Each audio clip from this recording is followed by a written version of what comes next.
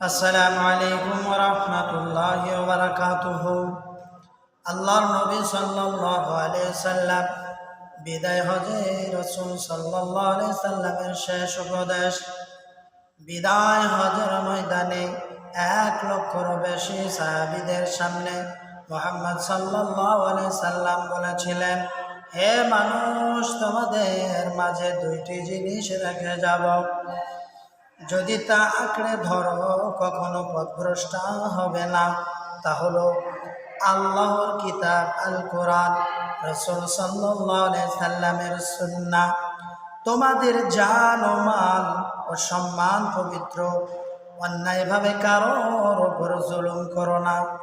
শেষে নবীজি সাল্লাল্লাহু আলাইহি সাল্লাম আকাশের দিকে তাকিয়ে বললেন, হে আল্লাহ, আমি কি আপনার বাণী পৌঁছে দিয়েছি?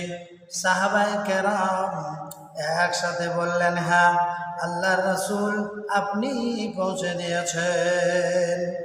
তখন নবীজি সাল্লাল্লাহু আলাইহি সাল্লাম বললেন, হে আল্লাহ, আপনি সাক্ষ্য থাকুন।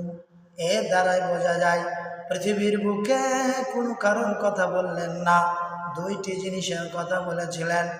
এক হলো আল্লাহর কিতাব কোরআনুল কারীম, আর এক হলো নবীর সুন্নাহ আল হাদিস। তাই আমরা সকলে কোরআন ও হাদিসের উপরে আমল করার চেষ্টা করব।